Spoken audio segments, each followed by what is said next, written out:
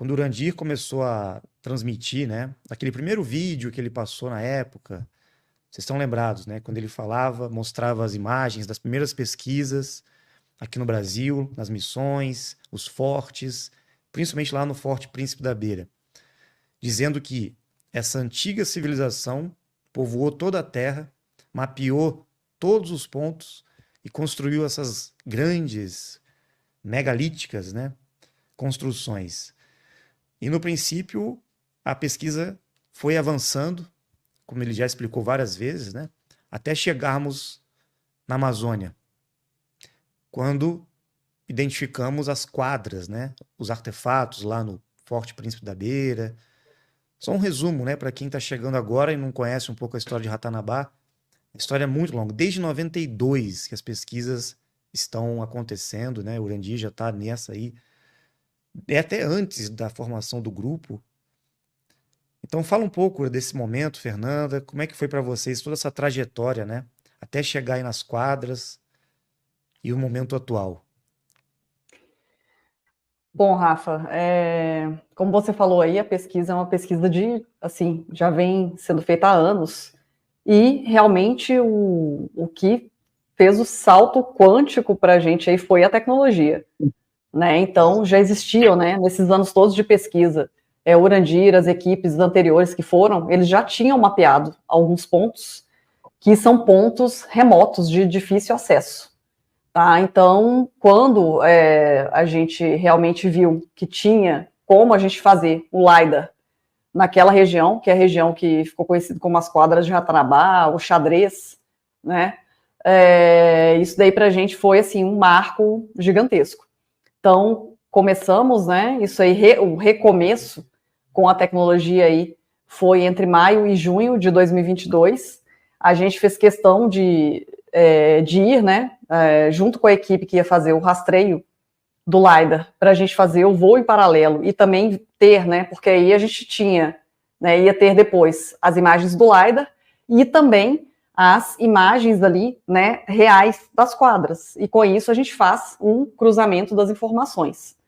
Então, para a gente, isso daí fez toda a diferença, né? Acabou que a equipe, ela demorou muito mais do que o previsto, a área realmente é uma área gigantesca, mas existem condições ideais de voo, né, para que o LiDAR seja feito né, nas regiões e que ele realmente faça a leitura que precisa ser feita. Então, como ali é uma região que fica mais ou menos aí 1 hora de alta floresta, que foi a base principal usada na época, muitas vezes eles chegavam até lá e eles tinham que voltar, porque tinham nuvens ou aquela, né, aquela evaporação mesmo da floresta que acontece, né? Aquilo ali impedia a leitura correta do LiDAR. Eles ficaram ao todo 22 dias. Nesses 22 dias, nós fizemos algumas idas e vindas, fizemos os voos lá, mas assim, acho que o voo que foi mais marcante mesmo foi o primeiro voo, né? Porque nós voamos um dia antes a equipe, nesse dia, a equipe do LiDAR, eles não tinham feito voo, as condições, né, já estava tarde, as condições não estavam muito favoráveis, e mesmo assim a gente resolveu fazer esse sobrevoo.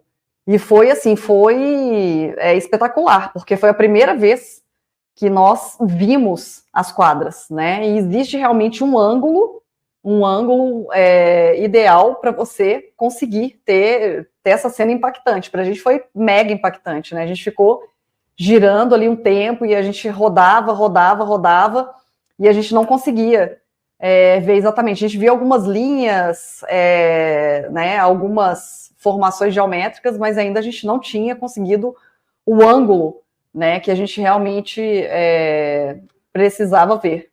Então, realmente, foi aquele voo, né, quando a gente virou, teve a época, a hora correta, quando virou, e a gente se deparou aí com essa parte toda quadriculada, foi assim, emocionante, foi muito, muito bacana, e até hoje a gente fala, toda vez, né, mesmo às vezes aí seguintes que a gente foi e fez os voos, os pilotos, tem um magnetismo local, né, esse local ele tem um magnetismo diferente, o pessoal às vezes passa ali, não dá tanta atenção, mas assim, quando a gente está lá e a gente vai fazendo o voo, é uma coisa assim, incrível, Eu me sinto assim, às vezes no Star Wars, eu falo, a gente vai entrar aqui no meio de uma dessas quadras e vai sair lá do outro lado, né? É bem, bem bacana mesmo. Mas é isso. E aí depois vieram, né, as partes aí, a gente conseguiu, a gente pegou os resultados do LiDAR, aí nisso começou, né, toda essa formação de equipe aí, o Saulo se juntou a nós, ele fez essa análise técnica aí, que para a gente foi muito, muito importante, né, a gente teve, aí já começamos a formação de uma equipe também especializada justamente no software para fazer a leitura do LiDAR, porque todo mundo também acha assim, eles vão entregar o resultado para vocês, já com tudo lá escrito. Não, né? Eles tinham muito costume de estudar, né, solo em, às vezes, fazendas, em alguns outros locais. Então, até para eles mesmo, para os técnicos, foi uma coisa totalmente diferente, né? Eles não tinham esse olhar, né, que a gente precisava para realmente achar o que a gente já tem uma noção que está ali para a gente. Então, a gente teve que fazer toda essa afinação até hoje, né? Já tem mais de um ano, a gente olha as imagens e a gente ainda acha coisas interessantes, tem os indícios.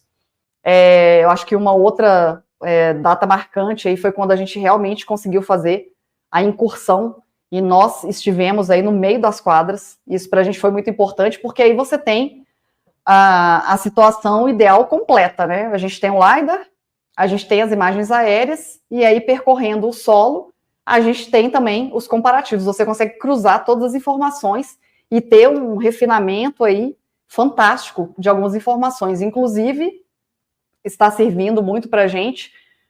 Muita gente não sabe, né? Quando nós fizemos o LiDAR nessa região, nós também fizemos na nossa base em São Paulo, que é o Recanto de Piabiru. Então, serviu também para a gente já ter toda um know-how diferenciado e analisar as imagens do Recanto Piabiru.